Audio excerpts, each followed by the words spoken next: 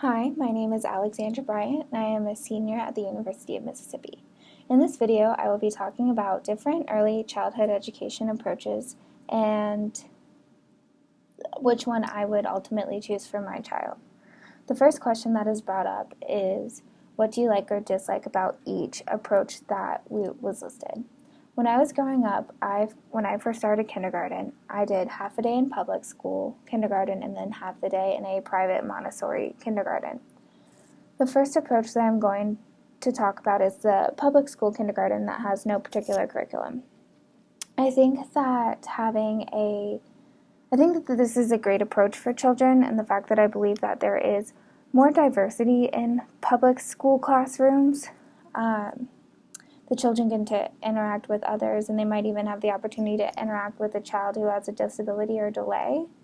But unfortunately, what I do dislike about this approach is that the funding in public schools is not as high compared as to the funding in private schools, due to the fact that people are paying for the private schools, so they almost have more leeway into getting what they want.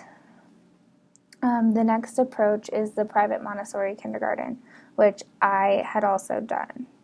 What I like about this approach is that they're letting the children learn through experiences, opportunities, instead of just sitting at a desk all day and reading through textbooks.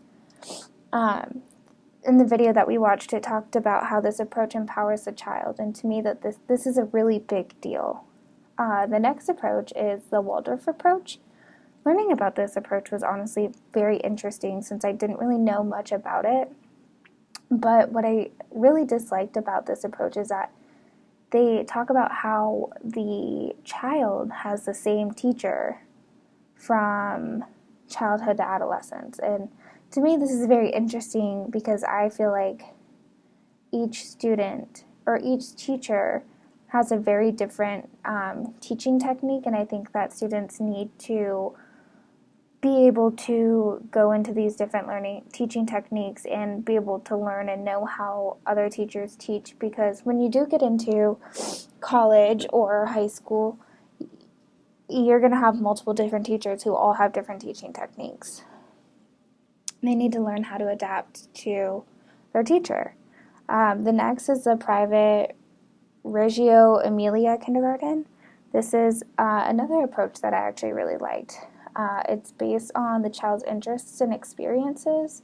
The curriculum's not really planned and it's project-oriented, so it's another classroom where learning's very hands-on. The last approach is the Sudbury Valley School approach. It's an interesting approach in the fact that students are free to do whatever they want throughout the day as long as they don't break the rules set by the school. I think this is a great approach, but at the same time, I think that it's very important for students to be able to have a set schedule, to be able to learn how to create a routine and be in a routine.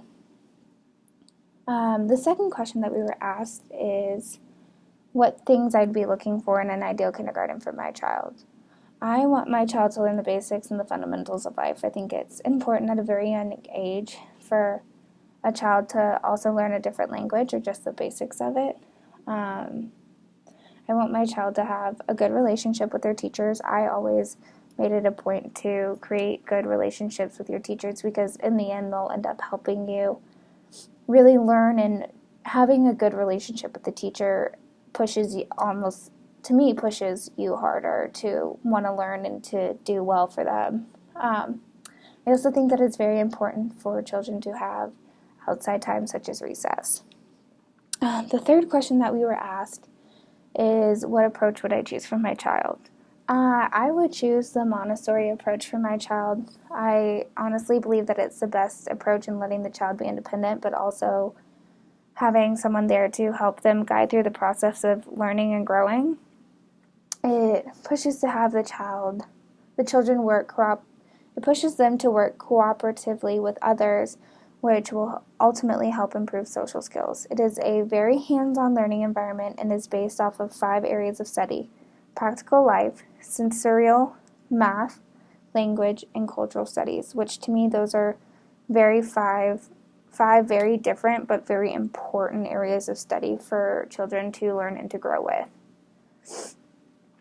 The fourth question is, asking us to talk about the main principles of the approach that we picked. So since I chose the Montessori school, there are 5 main principles, which are respect for the child, absorbent mind, auto-education, prepared environment, and sensitive periods.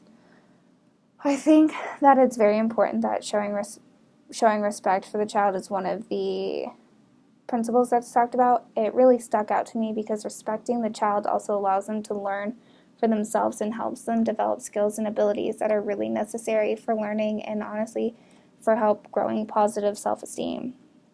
All these principles that I listed focus on the students doing things for themselves. The environment is prepared for the students to be able to pick what materials they would like to use and when and what they would like to use them for. The last question asks about how does my choice of kindergarten address the things I considered important for the education of my child. Like I've mentioned time after time, Montessori allows the children to become independent, but also they have the teachers there to help them guide them into the correct direction that they need to go. It really focuses on teachers creating that great relationship with the students. In our book, it also talks about how respecting the child and encouraging them, which like I have said time after time, is so unbelievably important. We need to be encouraging our children in the classroom after everything that they do to know that they're doing things right and that they can grow and learn. It's also so important to respect them because if you respect the children, they respect you and they'll want to learn and do well in the classroom. That is why I think the Montessori approach would be the best choice for my child, but there are many other approaches out there that I have listed today that I think are also great approaches and that are not far behind in the Montessori approach. I just like the Montessori approach because I have seen it firsthand. That's what I went through growing up, and that's what I would like for my child. Thank you.